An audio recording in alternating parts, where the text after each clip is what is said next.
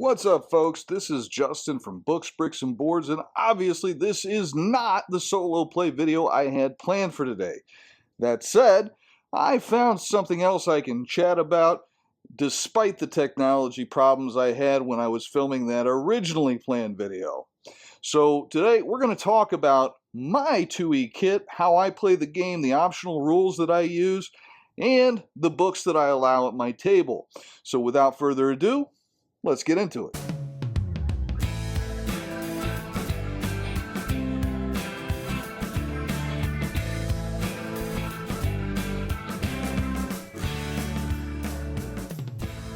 Before we get into the topic today, I just want to say thank you all for watching the video last week. Seems like that was a topic you were really interested in. That being said, if you have been enjoying my content and you want to keep coming back and seeing more, please be sure to like, share, comment, and subscribe. Turns out about 70% of you are not subscribed to my channel. What are you waiting for? If you want to enjoy the company of the greatest gamers on the planet, go over to the Discord, say hi, join a game, play by post. This community is the best part of this YouTube channel, bar none. It is so choice. In that same frame of mind, if you see me out at a convention or even a Renaissance fair, hey Don, say hi. I love to meet you guys, and I love to talk games with anybody as passionate about role-playing games as I am. Lastly, if you want to support the channel financially, please consider a membership as low as $2 a month. It's a great way to show that you like the content and you want me to keep doing it. With all that out of the way, on with the show. One of the things that I hear a lot whenever I'm in discussions about AD&D 2nd edition is that there is so much content it's hard to choose what to allow at your table and what not to allow,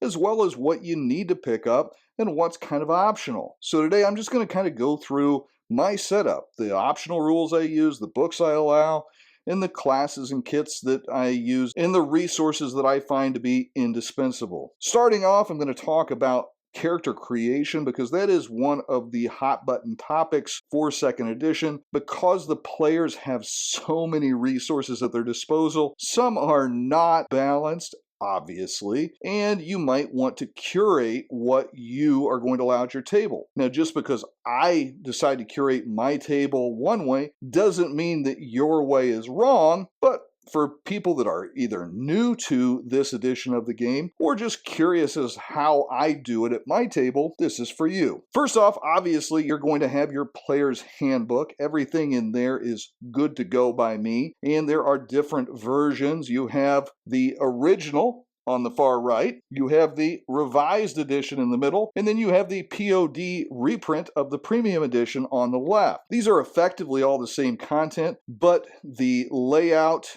and editing has been updated for those on the left side of the table. That said, I vastly prefer the art from the one on the right side of the table. One of the things that might come as a surprise to those of you that have played a lot of 2nd edition AD&D is that I don't use any of the sub-races from the brown books, even though I do like the brown books. I feel like the sub-races typically are just purely better than the player handbook options, and those races as presented already have a lot of character, and I think they're very viable as is. So whenever I'm playing, typically I'm not using the sub races, I'm just using the races as presented in the PHB. Now, I did talk about the little brown books. I always use the fighter's handbook because I borrow the style specialization, weapon groups, language bonuses to proficiencies, and combat options from this book, as well as the kits and the equipment. The fighter's handbook, for me, is as vital to AD&D 2nd edition as the player's handbook. I think you should definitely have a copy of this, even if only a PDF, which you can pick up for about $10 on DriveThruRPG. They're only 128 pages a piece, so any of these complete handbooks, if you pick up the PDF, they aren't going to break the bank to print a copy either. I'm going to get into that a little bit later, though. So I do allow the complete PHBR series, the player's handbook reference guides, which would be the complete fighter's handbook and all the other classes, as well as the race handbooks for the elves, the dwarves, the gnomes, and halflings. Now, the humanoids I hold back for special occasions. Typically, I'm not going to run characters out of that book. However, in a special scenario, that might be allowed at sometimes. Basically, anything that I say I don't do, there's always going to be an exception to that. I don't do psionics unless I am playing Dark Sun, or there is some special case that would necessitate it. I feel like the psionics rules add a lot of complexity to the game,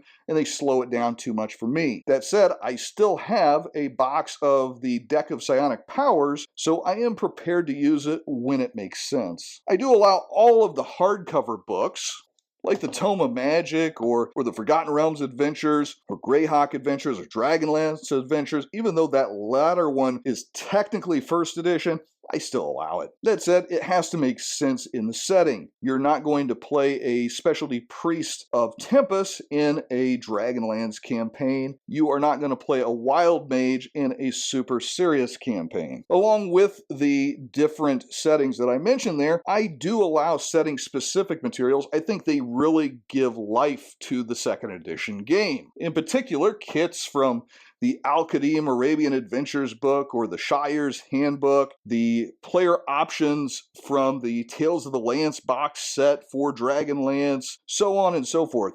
Those I'm always going to allow because I think they really spice up those specific settings and make them feel very custom. Probably very surprising to you is I allow two classes from first edition. I allow the monk from the first edition player's handbook as presented there, and I allow the barbarian from the Unearthed Arcana book. Now you have my attention. Now you may say, well, Justin, they actually had a complete Barbarian's Handbook. Yes, I have a PDF of that. I like the Unearthed Arcana version better. I don't allow players to take a kit if they're taking that, but I allow them to use it as presented.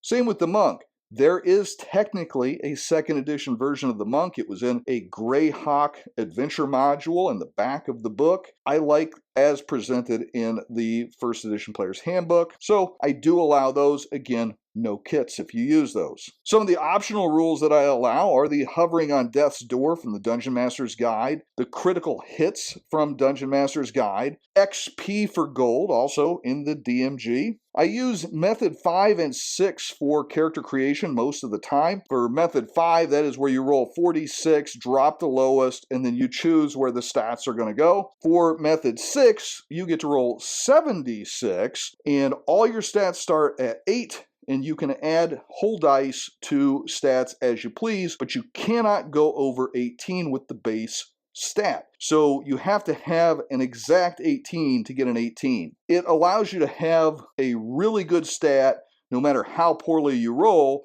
if you just are dying to have that 18 strength. But it does limit your other options when you do that. I do use weapon proficiencies and specialization, though I only allow specialization for single class fighters. No multi-class, no other warrior classes. I feel like that is something that makes the fighter unique and interesting, and whenever you give it to everybody else, it takes that flair away from the fighter. We need to talk about your flair. I use the non-weapon proficiencies as presented in the player's handbook as an optional rule. We have always used those. It's never been an option at a table I've played at, but technically it is an optional rule. We use individual initiative rolls, and we do use weapon speed factors. I feel this is important to differentiate some of the weapons and to give a reason why a character might want to use a dagger rather than a two-handed sword. I also do use the spell component rules, though I'm not a stickler for keeping track of what components you have on you, but if you get captured and put in prison, you're going to need a bag of your spell components in order to be able to cast spells that have material component elements. One of the rules that I don't use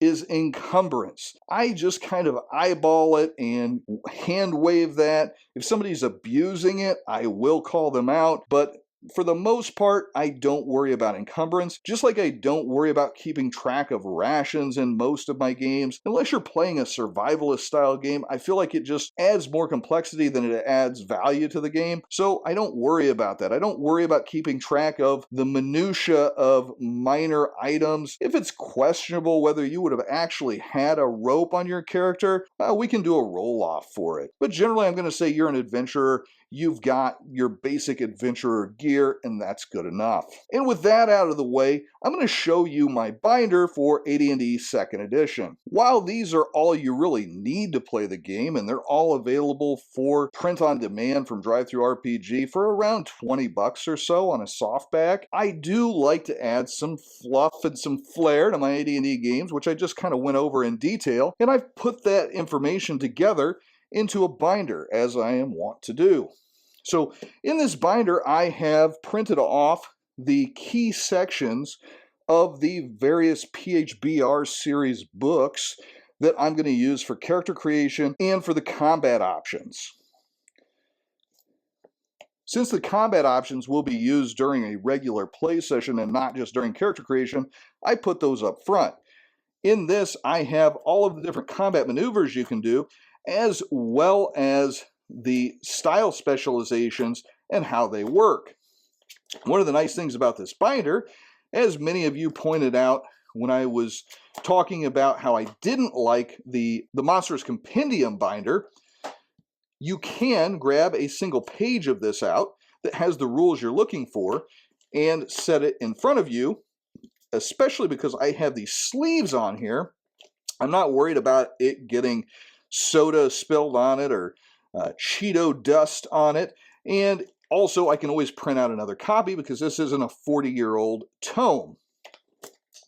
After I get past all of the rules for jousting and stapling with a bow and arrow and all that good stuff, then I get into all of the kits.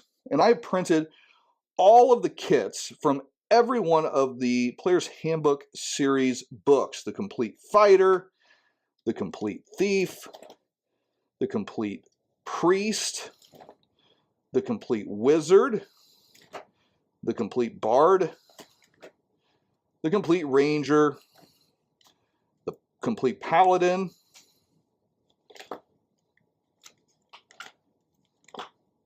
the Complete Druid, the Complete Dwarf. Oh, I am losing a page. The Complete Elf, the Complete Gnome, which is part of the same book as the Complete Halfling. Those are all of the kits from those books, and it took me less than half of a cartridge of ink in my laser printer. So for about $40, I was able to print these. Now, of course, each of the PDFs, unless you find them on sale on DriveThru, is about $10. So if you bought them at full price, not on sale on DriveThru, about $150 right here. But you have like all of the options, so it's still not a bad investment. Then I also keep the rules for the 1st edition Monk and the 1st edition Barbarian. So whatever player options my characters are looking for, I don't have to worry about handing them a 40-year-old book that they're going to get Cheetos and soda on. I can just hand them my binder, and they've got all of the options in one place. Also, I don't have to grab 20 different books.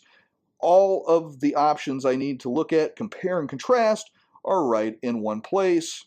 For a complicated kit with tons of rules, I can pull out a single sheet that has all of that text on it rather than writing it down on a character sheet.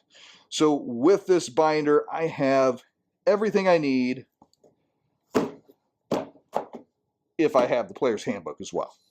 So those two things, you can create any character that you would possibly want to in my campaign that I'm going to allow.